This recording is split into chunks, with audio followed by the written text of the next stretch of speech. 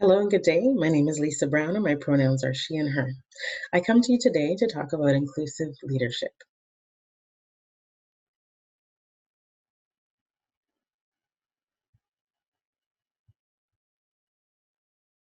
I'll start by reading our land acknowledgement. York University recognizes that many Indigenous nations have long-standing relationships with the territories upon which York University campuses are located that precede the establishment of York University. York University acknowledges its presence on the traditional territory of many Indigenous nations. The area, known as Toronto, has been caretaken by the Anishinaabe Nation, the Haudenosaunee Confederacy, and the Huron-Wendat. It is now home to many First Nation, Inuit, and Métis communities. We acknowledge the current treaty holders, the Mississaugas of the Credit First Nation. This territory is subject of the Dish with One Spoon Wampum Belt Covenant, an agreement to peaceably share and care for the Great Lake regions. We'll spend today focused on 1, understanding key terms, principles, and policies that frame and inform inclusive leadership practices at York University. And 2, we'll strengthen participants' capabilities to foster inclusive spaces for the York community. So I asked the question, what is inclusive leadership? Do you already have a working definition or some examples that you see as being inclusive leadership? Are you open to the ideas that I bring to you today? Take a moment just to think about inclusive leadership.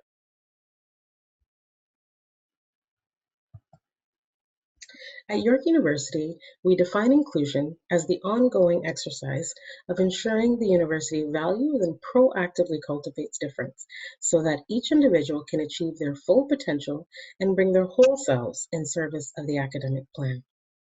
What does all that mean? If you were to break it down, think about the ongoing exercise.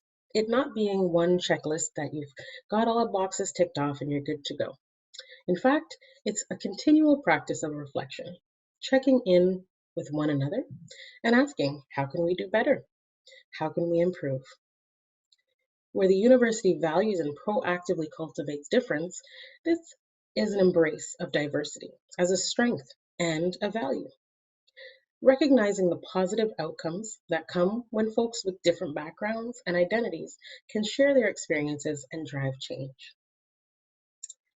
Being able to achieve their full potential is really important because you do want to achieve not your 50% potential, not even your 60 or 70, but your 100% potential.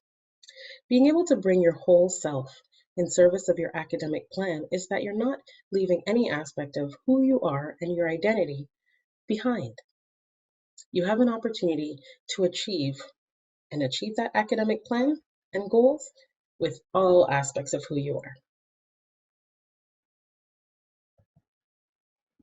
Here I want to reflect a little bit on the peer leadership and inclusion model. You may already be familiar with this model, but I'll just briefly refer to it. It is a model that speaks to social change for student leadership development goals. It focuses on self-knowledge as well as leadership competence. For self-knowledge, it's important for understanding of one's talents, values, interests, especially as they relate to students' capacity to provide effective leadership.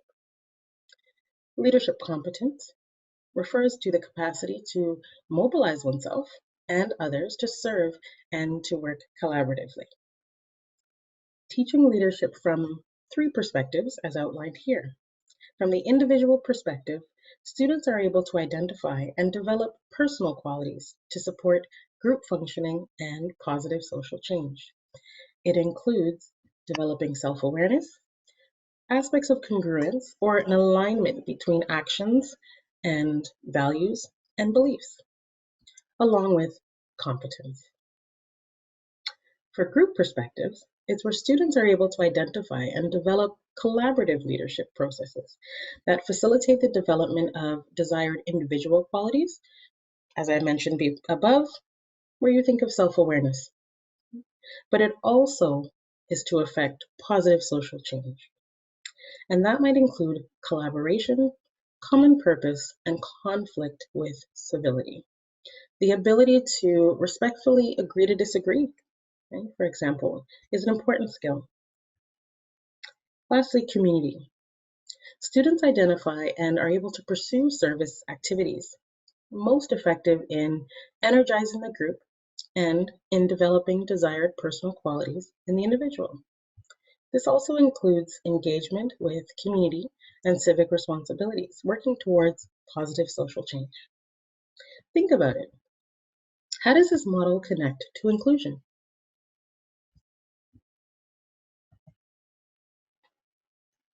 Here we talk about our identities and our experience with identity. Conversations about diversity and inclusion can be challenging, in part because identities and the way people experience their identities are very complex. If I were to explain this example, the ring closest to the figure in the middle is representing the various components that comprise identity. Some of these factors will be more important to you and will have greater impact on you than others. The middle ring depicts the various forms of discrimination that can impact the way we experience our identities.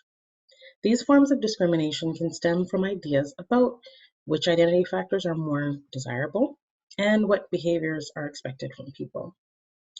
The outermost ring represents various structures and systems that reinforce these ideas and influence. Identity is experienced on different levels. It is both uniquely and individual experience and experienced collectively through socially embedded systems and structures. Have you heard of the term intersectionality? Do you already have a definition? I'm going to give you some more details about intersectionality. Intersectionality refers to a theoretical framework first established by Professor Kimberly Crenshaw. She is a Black female scholar, and it was developed over 2 decades ago. Having an intersectional lens enables us to explore the ways in which different aspects of our identity interact and influence our experiences. It also explores how experiences of privilege and oppression are interconnected and cannot be examined separately from one another. There is no single story, if you've heard that before. My experience of being a woman can be understood separately from my Blackness. I am a Black woman, and together, those aspects of my identity might make my access to some spaces easier or more difficult. And that might be based on my race and gender or other aspects of who I am. Using this framework also enables us to recognize the fullness of individuals and that we are the sum of many different parts and experiences. Reflect on your own multiple identities. What ones are key for you? What do you think others see? And what do you want others to see?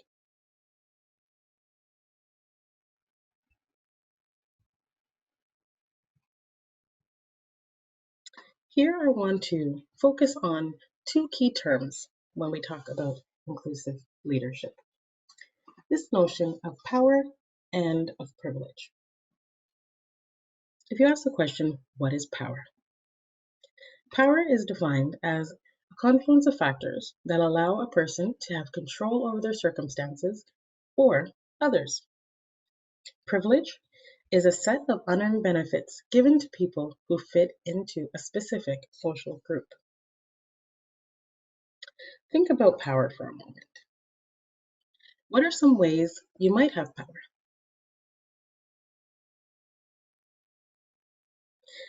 Can we tell people what to do? Do we have power over schedules and timetables? Do we know people on campus? Are we connected?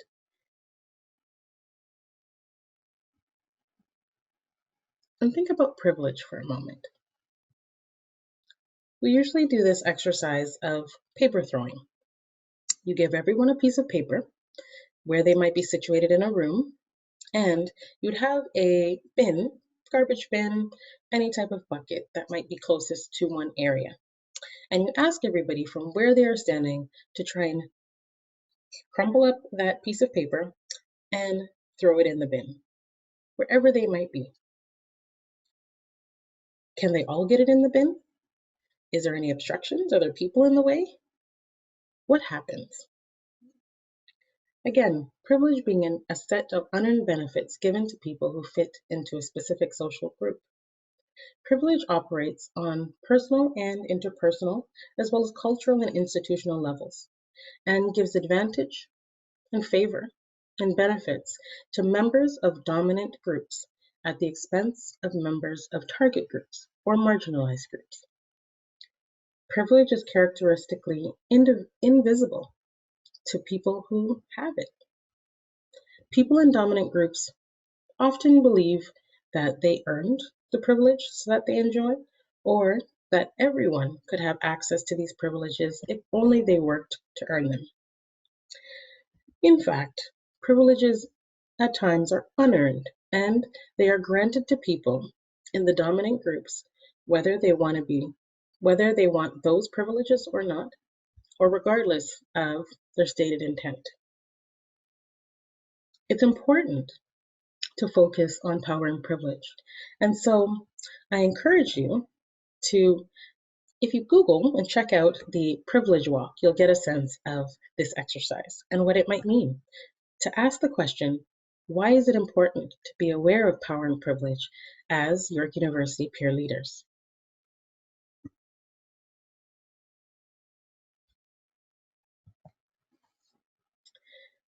We want to be able to think about inclusion, not just from a very broad scope, but coming into what the Ontario Human Rights Code speaks about.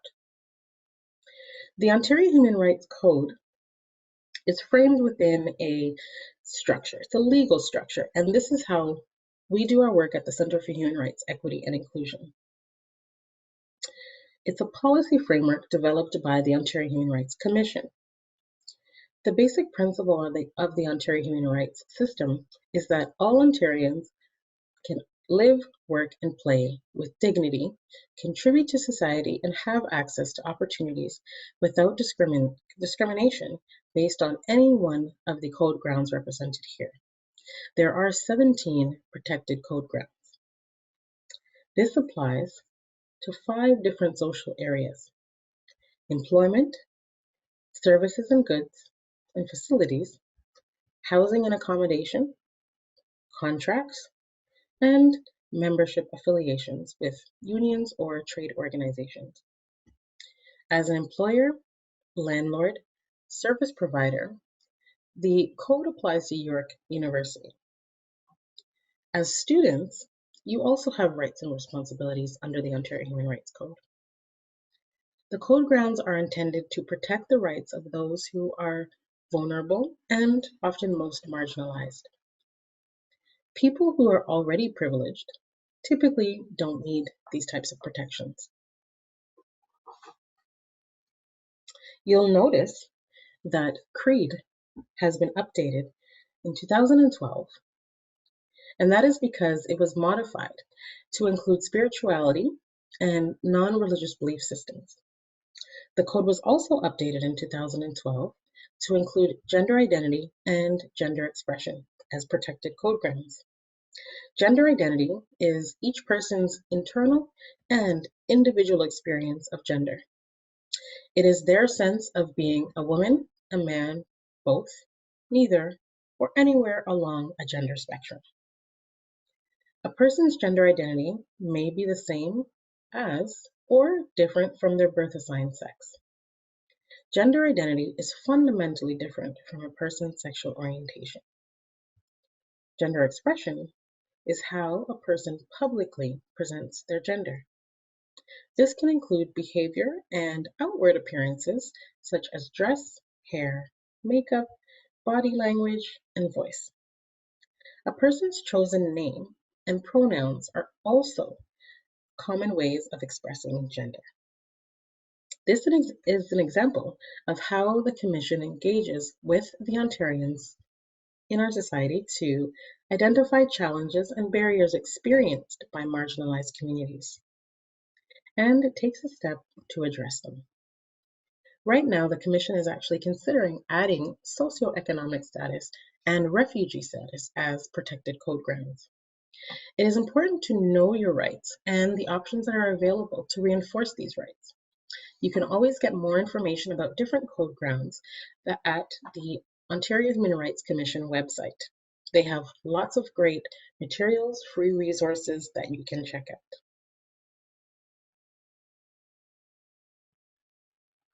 The principles of intent and impact.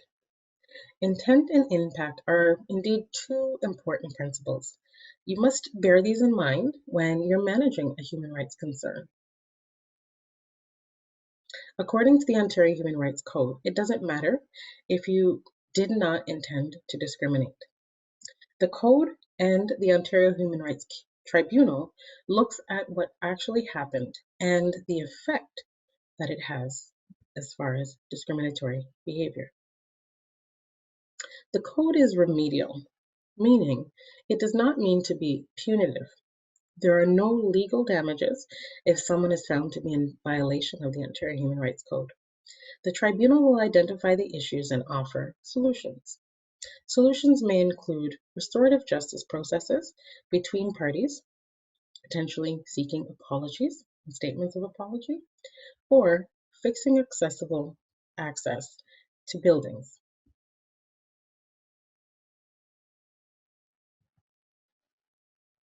We want to take a moment to define the idea of discrimination and of harassment. Discrimination is the denial of equal treatment or opportunities to individuals or groups, and it applies in education, accommodation, contracts, employment, and access to services, goods, and facilities.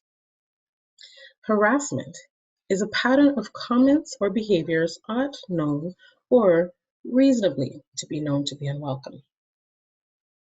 It is important to note that harassment is a form of discrimination and can lead to other forms of discrimination. In order for discrimination to take place, there is always a group that has power and the ability to deny access. Discrimination is not always just between individuals. It can be more complex and systemic, embedded in patterns of behavior, policies and practices, and laws that are part of the administrative structure or informal culture of an organization, institution, or sector. It can be hidden to the people who don't experience it. Sometimes a group's historical disadvantage is a factor that gives rise or contributes to the systemic discrimination they experience. These factors sometimes appear neutral on the surface, but can have an adverse or negative effect, creating or continuing disadvantage and limiting rights and responsibilities, as well as limiting opportunities. As a result of policies and practices which may appear to be neutral, unintentional discrimination, or perpetual disadvantage. For example, racialized members are well represented in undergraduate programs, but not in graduate programs. And we'll look at some further examples now.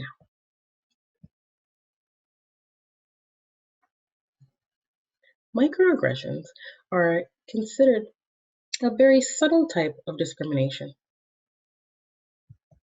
A microaggression is the casual degradation of any marginalized group, often in the form of unstated or everyday behavior, comments, and events. I'm going to take a moment to play for you a video.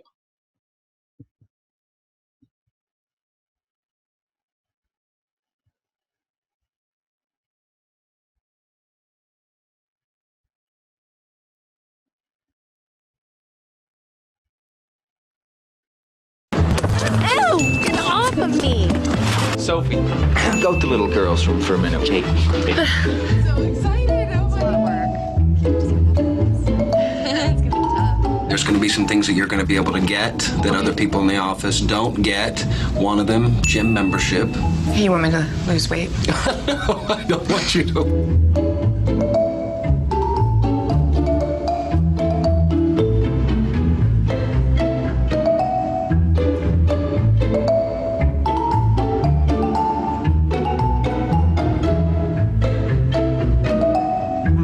Look, you missed the sight. That's what you're doing. We're missing the action. Oye, sabrosura. You want to have some ice cream with my friend of me? Get lost, greaseball. Microaggressions are along a continuum from being very deliberate and conscious to being outside one's conscious behavior. We identified 3 types of microaggressions. Microassaults, which are very similar to old-fashioned racism. Your kind don't understand English. My kind. The other types of microaggressions are more insidious, hidden, subtle, and the second type is a micro-insult. A couple of color comes into a restaurant to be seated. They're seated in a more undesirable place than a white couple who might be coming in. Did you see any white people in there waiting an hour and 32 minutes for a plate of spaghetti? Huh? And how many cups of coffee did we get? You don't drink coffee, and I didn't want any. Man, that woman in there poured cup after cup to every single white person around us. But did she even ask you if you wanted any?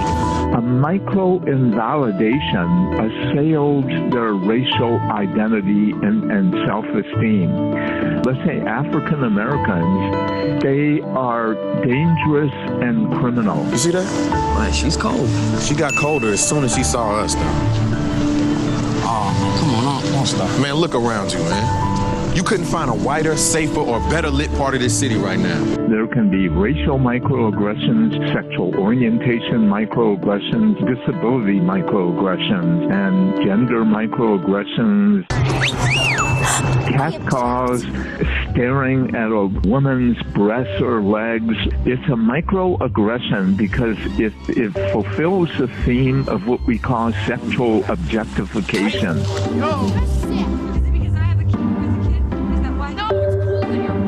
I love the fact that you're a grandmother. Oh, God! You are! You're a hot grandma! Oh, my God! Environmental microaggressions are a hostile and invalidating climate.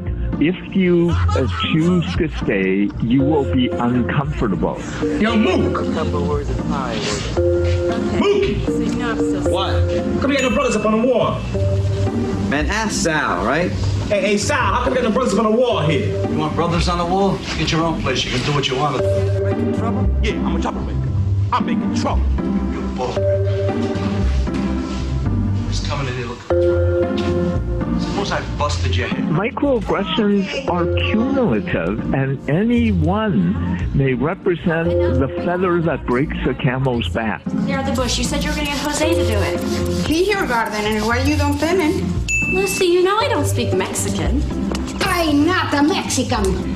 How unpopular Vietnam was. I'm not Vietnamese, I'm American. What do you think I'm gay?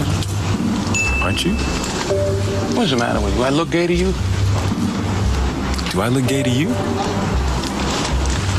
You're a good-looking man. Thank you. Very pretty. Real soft, delicate features. They're real feminine, you know, which is good for me because that would be a simple sort of transition, you know what I'm saying? Maybe throw a little rouge on.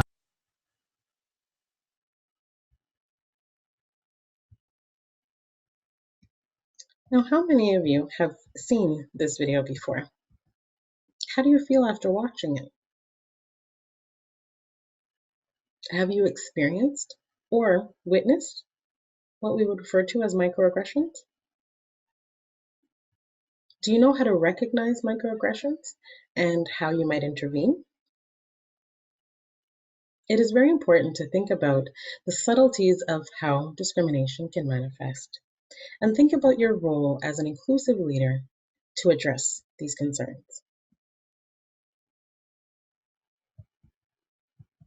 I bring to you another principle that focuses on equality and equity. The example that we have here are that several animals are to be in fair selection and taking the same exam. The exam is to climb the tree. Will all of these animals be able to climb the tree? Chances are no. Equality looks at sameness and having a fairness in this process. They all take the same test. Won't that work? Sometimes it will. In the fight for women's equality and ensuring equal pay, you've got the same jobs, the same criteria. There should be equal pay given in those experiences. Equity explores fairness a little bit more, in that it considers the disadvantage or potentially the advantage of some and creates opportunities to bring people closer to advantageous situations. It's really important, again, to think about equality and equity when you are becoming and developing your skills as an inclusive leader. We want to take a moment now to think about how you might actually challenge discrimination if it ever is experienced by yourself or someone else. The example I present here is called Stop, Name, Ask, and Explain. It is important, and in moments that you can, stop or interrupt what may seem like a discriminatory comment or discriminatory actions. Be assertive while you do this so that folks are aware that you really want to intervene and stop this type of behavior. Include folks that are around you as well. Can they be a part of this conversation? Can they help strengthen your statements and commit to going through this process? It's very important to include bystanders around you. Name what happened. Is there a concern that took place? Well, ensure that you name it and that you focus on the behavior or the comments and not the individual. When you ask for change, you're asking that that behavior or that comment is never used again. You're being very specific of what that comment might be, and then also checking in to make sure that everybody is okay and in agreement to this change. The portion of explaining means that you're contextualizing the situation. You're talking about what the impacts are, and you really want to focus on how to bring it all together and how to move forward. Try using this type of example to help in situations where it can be very tense and very concerning around the types of comments and behaviors that speak to and can be discriminatory in nature. There are other quick tips that we want to ensure that you are aware of. I'll list them here and you can take a moment to go through them. Avoid using labels and personal characterizations of people. Often said, label jars, not people. You want to ensure that people feel comfortable not having to be put in any type of category that they don't want to be put in. Ignoring and avoiding discriminatory behaviors and language is extremely important as well. Silencing personal experiences. You want to avoid letting people think that you don't agree with what their own experience is. Allowing discriminatory behaviors or languages to go unaddressed. Address it using the same framework I've provided before. Practice and apply knowing who to consult and when to consult. Make sure that you ask questions. If you need more resources, ask for that as well. Think before you speak. Again, ask questions. If there's a comment made, potentially asking, what are they really asking? What is the concern?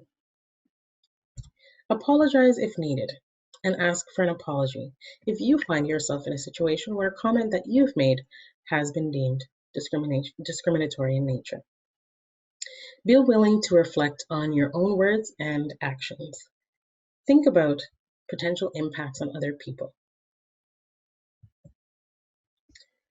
The idea of courageous conversations is really encouraging folks to have dialogue and really reflective dialogue, where you have an opportunity to learn from the experience, where there may be a conflict and you want to be able to engage in a conversation to address it.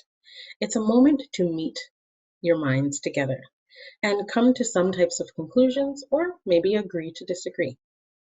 There are 7 key principles of fierce conversations, or interchanged with courageous conversations. 1, acknowledge your fears. What are you concerned about by having this conversation?